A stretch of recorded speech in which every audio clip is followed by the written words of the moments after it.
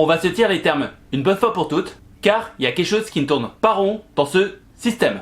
On nous répète depuis l'enfance que l'école est le seul ascenseur social, la seule voie royale vers la réussite, mais quand on regarde la réalité du terrain en 2026, on commence à se demander si ce n'est pas devenu la plus grosse arnaque organisée par l'État. Oui, c'est un sujet qui fâche, mais pour moi, il est temps de se poser les vraies questions. Pourquoi un système qui prétend nous préparer à la vie nous lâche-t-il dans la nature sans nous apprendre les bases de la survie financière, de l'investissement ou de la création de valeur? On se retrouve avec des jeunes diplômés qui connaissent par cœur des théorèmes abstraits, mais qui sont incapables de lire un bilan comptable ou de comprendre le mécanisme des intérêts composés. Entre le conditionnement des esprits, l'obsolescence des matières et l'hypocrisie du diplôme, le constat est cinglant. Est-ce que l'école française est là pour révéler votre talent ou pour fabriquer des citoyens dociles et dépendants? Pour répondre à cette question, on va commencer à parler de biologie.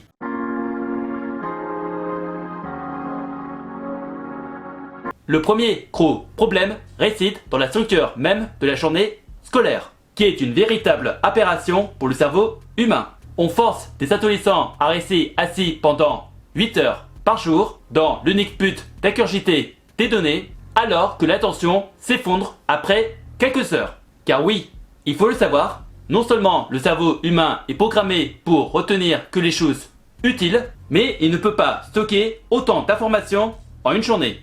En France, on sature l'esprit toute la journée, alors que dans des pays comme la Finlande, les élèves sont libres pour des activités comme le sport, les arts ou les projets personnels. Ce gavage étouffe le talent d'entrepreneur qui sommeille en chaque enfant. Au lieu d'apprendre à observer le monde pour y déceler des opportunités, on mémorise des formules comme le célèbre théorème de Pythagore, qui ne serviront jamais à la majorité. Des matières comme l'histoire, la géographie ou les langues sont essentielles pour la culture et la communication, mais le dosage des autres matières n'est pas efficace. Ce système français garde une trace de conditionnement industriel.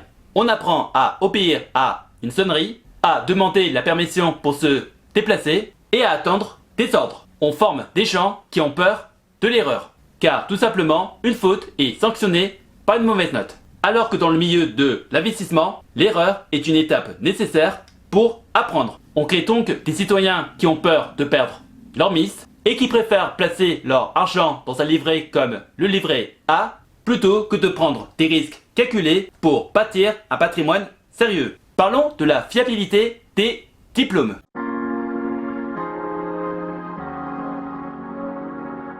Nous arrivons à l'un des plus gros problèmes de l'école française, c'est-à-dire la valeur réelle de ce que vous obtenez après des années d'efforts. Aujourd'hui, l'inflation des diplômes est délirante. Beaucoup de personnes ont un master ou un diplôme équivalent, mais personne ne sait comment créer un actif tangible. Le marché du travail est devenu une jungle, où les entreprises exigent maintenant des moutons à 5 pattes, c'est-à-dire des jeunes diplômés qui ont beaucoup d'expérience et qui seront payés au lance-pierre.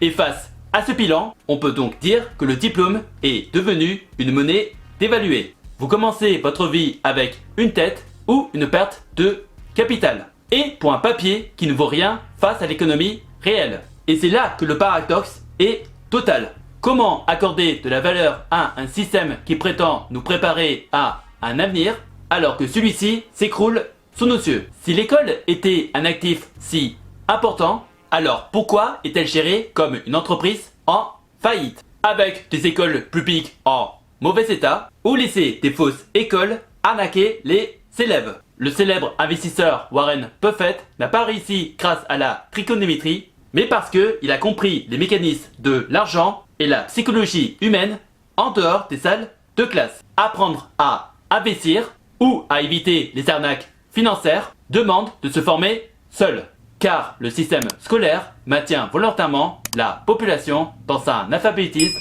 financier qui prête la connaissance nationale et profite à ceux qui savent manipuler les masses. Ce manque de préparation est une erreur stratégique majeure qui décourage l'investissement local. Je vais maintenant vous parler des différentes catégories d'élèves.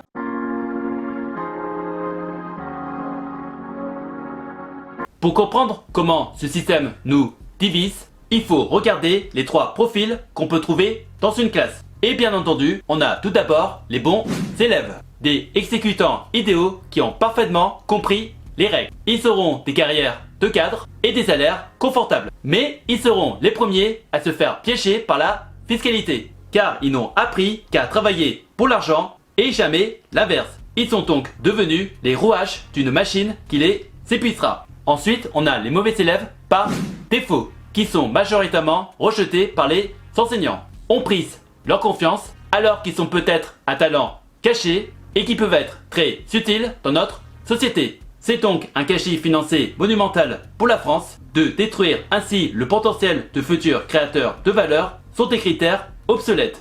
Et on a la 3e catégorie des élèves qui est la plus intéressante, c'est-à-dire les mauvais élèves par choix. Ils sentent que l'enseignement est une perte de valeur et apprennent en dehors du cadre. Et ce sont les futurs entrepreneurs. Ils s'investissent leur énergie pour comprendre la loi de l'offre ou de la demande, la psychologie de vente ou l'analyse de marché. Ils réalisent que mémoriser des poésies est beaucoup moins rentable que comprendre les intérêts composés. Le système tente de les punir, mais ils s'en sortent le mieux grâce à leur résilience. Pour un investisseur, savoir filtrer l'information utile parmi tant d'autres est la première des compétences. Et ça, ces élèves l'apprennent par nécessité. Ils voient l'école comme un prix de fond et se concentrent sur l'essentiel pour bâtir leur propre avenir.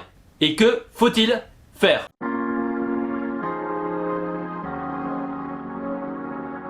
Eh bien, il n'y a pas 36 solutions. Hein. Il faut reprendre son éducation en main, apprendre à gérer son argent, à déceler les arnaques qui polluent sur le web et à comprendre comment l'État ponctionne votre capital est une urgence nécessaire. L'investissement ne devrait pas être réservé à une élite. Tout le monde devrait apprendre à prendre leur avenir en main. Et c'est bien ça le problème avec l'école.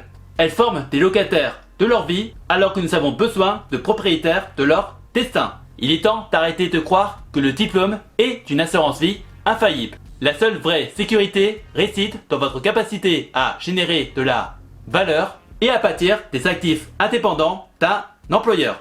Donc reprenez votre éducation en main, formez-vous à ce qui est utile et comprenez que la véritable école est celle de l'économie réelle. C'est en devenant les investisseurs conscients que nous pourrons peser dans un monde qui change. Si cette vidéo vous a plu, n'hésitez pas à me le faire savoir dans les commentaires. J'en ferai probablement d'autres sur des sujets sérieux comme les problèmes des entreprises françaises ou la retraite. Si vous avez des questions, n'hésitez pas à me les poser dans les commentaires et j'essaierai de vous donner des réponses claires et précises. Et si par hasard tu cherches des solutions pour faire travailler ton argent ou générer un revenu passif, tu peux regarder dans la description de la vidéo des playlists de vidéos d'avis de plateformes d'investissement que j'utilise pour faire travailler mon argent, que ce soit dans la bourse, les prêts, l'immobilier ou les crypto-monnaies. En attendant la prochaine vidéo, je vous laisse avec 2 autres vidéos qui s'affichent actuellement sur l'écran. Prenez soin de vous, faites de bonnes recherches et je vous souhaite un bon investissement. À la prochaine!